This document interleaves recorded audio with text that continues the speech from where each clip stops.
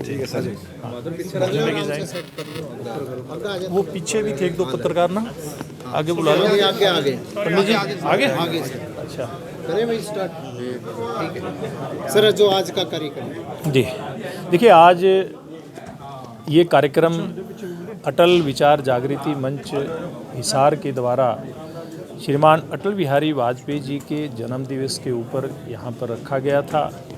और मेरा सौभाग्य है कि इस प्रकार का जो एक अलग ही प्रकार का कार्यक्रम, इस कार्यक्रम का आयोजन यहाँ पे हुआ और मुझे इसका हिस्सा बन करके अटल जी की याद में, अटल जी की स्मृति में बहुत सारे वक्ताओं ने अपने व्यक्तिगत उद्गार भी प्रस्तुत किए। अटल जी की कविताओं के ऊपर भी उन्होंने अपनी बात रखी। अटल जी की कविताओं का प्रस्तुतिकरण भी हुआ और एक बड़ी अच्छी बात ये हुई कि हमारे हरियाणवी गायक रामकेश जी ने अटल जी की कविता को एक अलग ही स्वरूप में यहाँ पर प्रस्तुत किया। ऐसा कार्यक्रम यहाँ पर किया गया। इसके लिए मैं आपके माध्यम से सभी श्रोताओं और ख़ास करके अटल जागृति मंच के अध्यक्ष राकेश बंसल जी, इनकी पूरी टीम का मैं धन्यवाद भी करता हूँ। सर, लोकसभा चुनाव को लेकर आगे किस तरह की तैयारी? देखिए, भारतीय जनता पार्टी हर चुनाव की हमेशा से बड़ी गंभीरता के साथ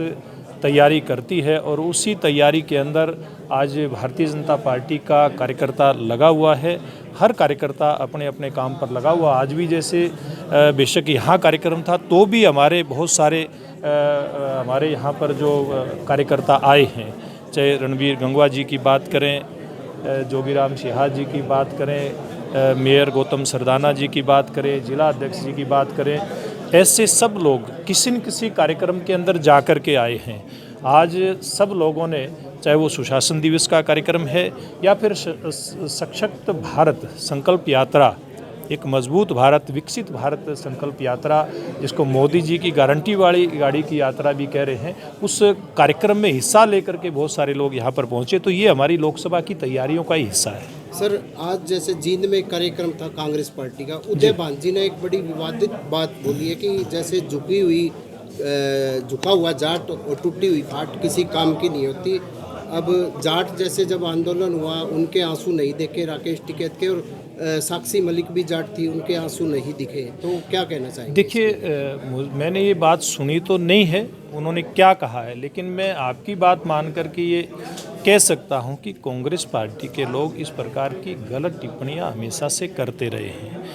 हमेशा से कांग्रेस पार्टी के नेताओं ने अलग अलग समाज के बहुत बड़े बड़े महानुभावों का, बड़ी बड़ी हस्तियों का अपमान करने का काम किया है। अभी हमने देखा जब लोकसभा का सेशन चल रहा था तो कैसे एक सांसद वहाँ देश के उपराष्ट्रपति के बारे में किस प्रकार की टिप्पणी कर रहे थे, उनकी मिमिक्री कर रहे थे, और कांग्रेस पार्टी के सर्वोच्च नेता राहुल गांधी वहाँ खड़े होकर के, और उनके साथ दीपेंद्र हुड्डा भी खड़े, ऐसे ऐसे लोग वहाँ पर वीडियो बना रहे हैं, तमाशा बना रहे हैं। तो ये कांग्रेस पार्टी का इतिहास रहा है, इनका इसी प्रकार का चरित्र है। और मैं एक बात दावे के साथ कह सकता हूँ, पहले भी इन लोगों ने अटल बिहारी वाजपेयी साहब से लेकर के नरेंद्र मोदी जी तक, और नरेंद्र मोदी जी का तो कितना टारगेट किया। कभी उनको मौत का सौदागर किया गया, कहा गया, कभी उनको चोर कहा गया, लेकिन हरियाणा की जनता ने, देश की जनता ने हर बार इन लोगों को माकूल जवाब दिया, अनुकूल जवाब दिया, इनको धूल चटाने का काम किया। भविष्य में भी देश की जनता, प्रदेश की जनता इन लोगों को धूल चटाने का काम करेगी। राणा साहब, आने वाले प्रस्तावित लोकसभा चुनाव में आपका नाम प्रमुखता से लिया जा रहा है भारतीय जनता पार्टी के कैंडिडेट के रूप में, क्या कहेंगे? देखिए, मैं भारतीय जनता पार्टी का बहुत साधारण कार्यकर्ता हूँ। भारतीय जनता पार्टी जहाँ भी काम की ड्यूटी लगाती है, केवल उसी ड्यूटी को करने की मेरी जिम्मेवारी है।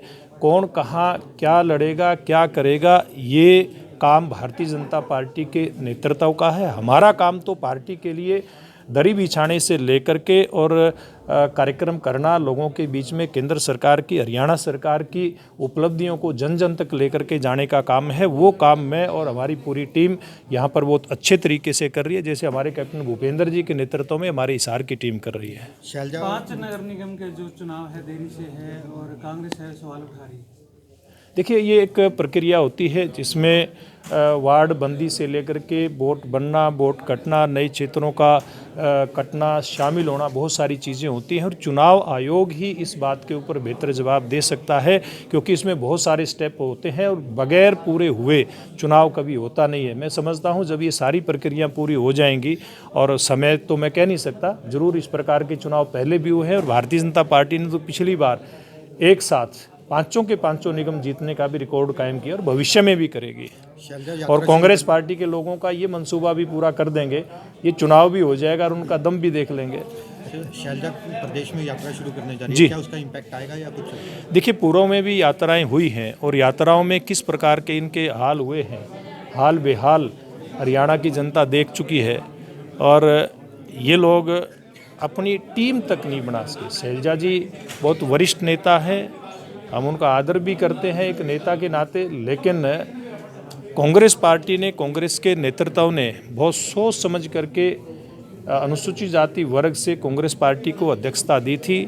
कुमारी शैलजा जी को दी थी, फिर अशोक तंवर को भी देने का काम किया, उदय भान सिंह को भी देने का काम किया, लेकिन कोई भी अपना काम ज़मीन पर नहीं कर पाया, अपनी टीम तक नहीं अपनी गठित कर पाया। तो शैलजा जी क्या कर पाएंगी, हम देखेंगे भविष्य में। सर, पहले कुश्ती संघ के चुनाव होते हैं, बाद में खारिज कर दिए जाते हैं। खिलाड़ियों द्वारा जो अपने मेडल है प्रधानमंत्री आवास पे रख दिए जाते हैं, रोज होता है, तो क्या कहेंगे? देखिए, इसके अंदर की बात क्या है ये, लेकिन बड़ा दुर्भाग्यपूर्ण इस प्रकार का मामला होता है कि खेलों में भी इस प्रकार से राजनीति हो रही है। मैं समझता हूँ ये खेल मंत्रालय का और खेल जो एसोसिएशन है उनका ये काम है और ये काम उन्हीं तक सीमित रहना चाहिए।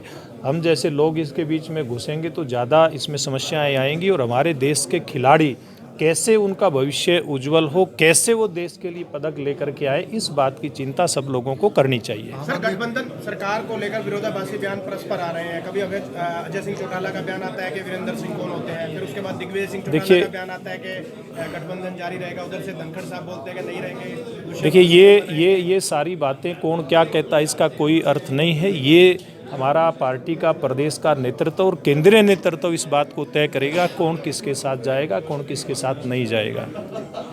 ठीक है साहब, थैंक यू। आइए।